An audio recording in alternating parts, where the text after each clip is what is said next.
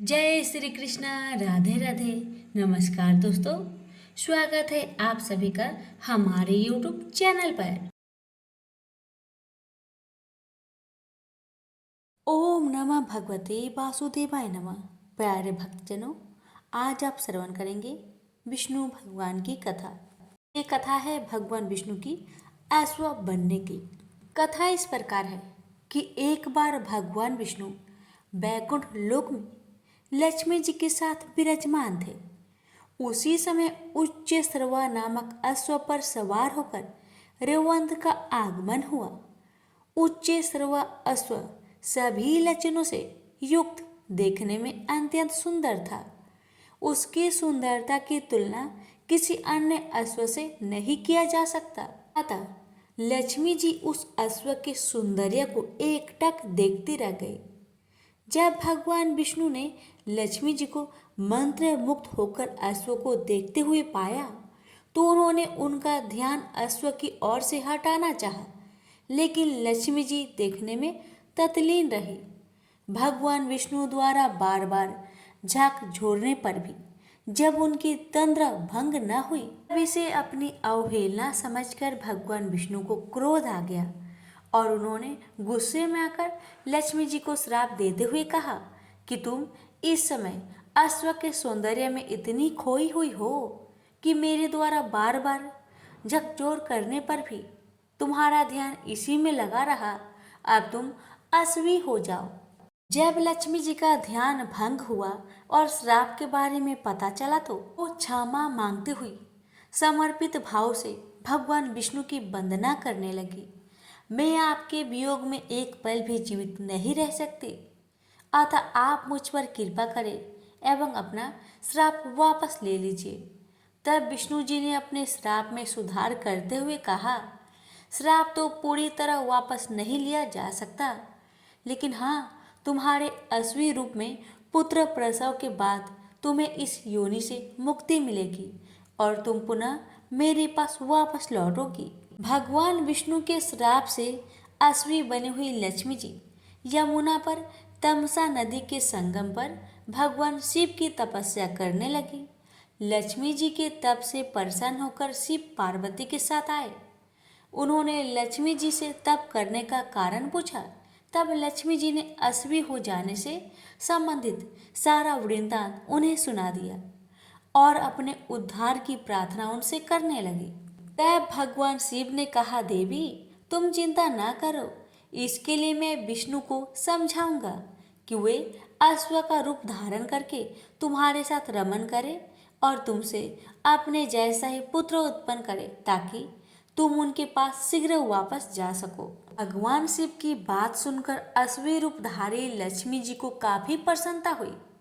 उन्हें यह आभास होने लगा कि अब मैं शीघ्र ही श्राप के बंधन से मुक्त हो जाऊंगी और श्रीहरि विष्णु को प्राप्त कर लूंगी। भगवान शिव वहां से चले गए। अश्वी रूपधारी लक्ष्मी जी ने पुनः तपस्या में लग गई। काफी समय बीत गया, लेकिन भगवान विष्णु उनके समीप नहीं आए।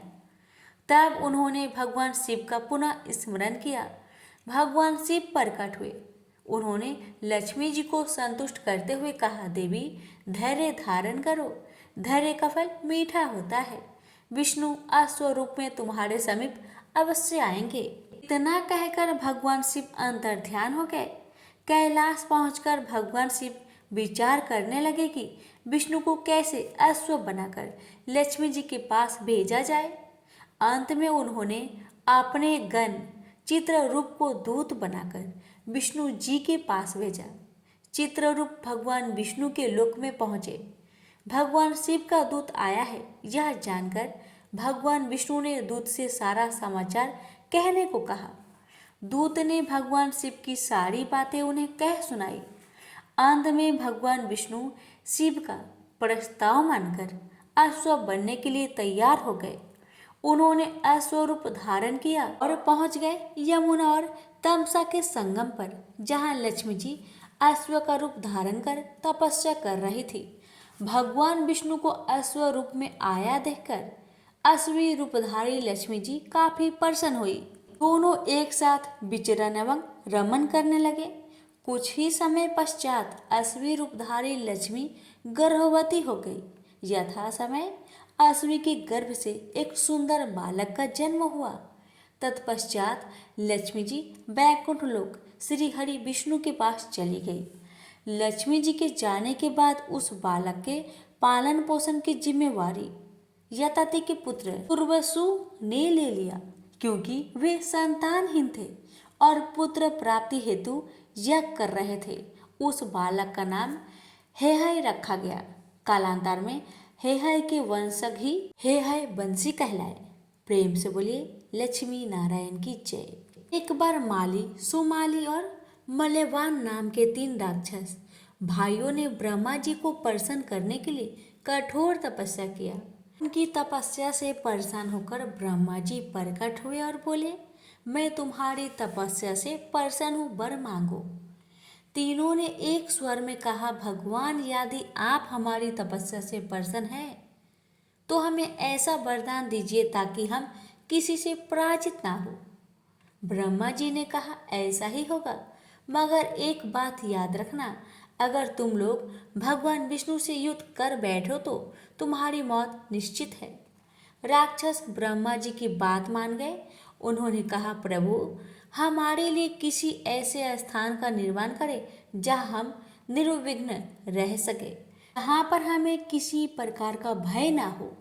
ब्रह्मा जी कुछ सोचते हुए बोले, तुम लोगों के लिए मुझे किसी स्थान का निर्माण नहीं करना पड़ेगा। समुद्र के बीचों बीच सोने की एक नगरी लंका नाम से है। उसे पवन ने विश्वकर्मा की मदद से बनवाया है। वह आजकल खाली पड़ी है। तुम लोग उस नगरी में रहो, वह हर प्रकार से सुरक्षित है। इतना कहकर ब्रह्मा जी अंतर्ध्यान हो गए। तीनों भाई प्रसन्न मन से लंका की ओर चल पड़े। लंका में राक्षस राज्य स्थापित हो गया। कहावत सच है कि लोभ उत्पन्न होने से पाप पैदा होता है और पाप से मृत्यु होती है। एक दिन लंका में तीनों भाइयों ने विचार किया कि देवतागण विष्णु भगवान का अभयदान पाकर किसी से नहीं डरते, यह अच्छी बात नहीं है। देवताओं के घमंड को चूर करने के लिए क्यों न विष्णु भगवान को मार दिया जाए, फिर तो देवताओं को एक एक करके आसानी से मारा जा सकेगा। इसे स्वर्ग पर भी हमारा राज्य हो जाएगा, हमें किसी का भय न रहेगा। यह विचार करके तीनों भाई राक्षसों की बड़ी सेना लेकर विष्णु भगवान से युद्ध करने जा पहुंचे। साक्षात भगवान से मूर्खों का युद्ध आरंभ हो गया। भगवान विष्णु ने पहले तो चालाकी की, राक्षसों का पल्ला भारी कर दिया। इससे तीनों भाई बड़े खुश हुए। उन्होंने सोचा, विष्णु को हम जल्दी मार ही देंगे। फिर घमासान युद्ध शुरू हो गया। विष्णु भगवान ने अपना सुदर्शन चक्र जो घुमाकर फेंका तो उसने एक बार में ही सुमाली का सिर धड़ से अलग कर दिया। यह देख राक्षस सेना में भगदड़ मच गई। माली और मल्यवान ने देखा कि अगर उन्हें जीवित रहना है, उन्हें विष्णु भगवान की शरण में जाना होगा, वरना चक्र से उनकी रक्षा नहीं हो सकेगी। इतना सोचकर वो दोनों जल्दी ही भगवान के चरणों में जाकर गिड़गिड़ाकर अपने प्राणों की भिक्षा मांगने लगे। भगवान विष्णु ने कहा, ठीक है, मैं तुम दोनों को क्षमा करता हूँ, मगर तुम दोनों पृथ्वी पर नहीं रहोगे। अगर मुझको पता चल गया कि तुम लोग पृथ्वी पर रह रहे हो तो मैं तुम दोनों को मार दूंगा। विष्णु भगवान का आदेश पाकर राक्षस राजा माली और मल्यवान वहां से भागे। डर के मारे उनका बुरा हाल था। स्वर्णपुरी छोड़कर वे दोनों पाताल में जाकर रहने लगे। विश्रुवा मुनि की प्रथम पत्नी से उत्पन्न पुत्र का नाम था कुबेर। कुछ बड़ा होने पर उसने घोर तपस्या के द्वारा ब्रह्मा जी को प्रसन्न कर लिया। ब्रह्मा जी ने उसे धन का स्वामी बना दिया। अब देवता भी उसकी समस्या से खुश थे, अतः उन्होंने कुबेर को उपहार दिया। प्रत्येक देवता ने उसे बहुमूल्य उपहार से लाद दिया।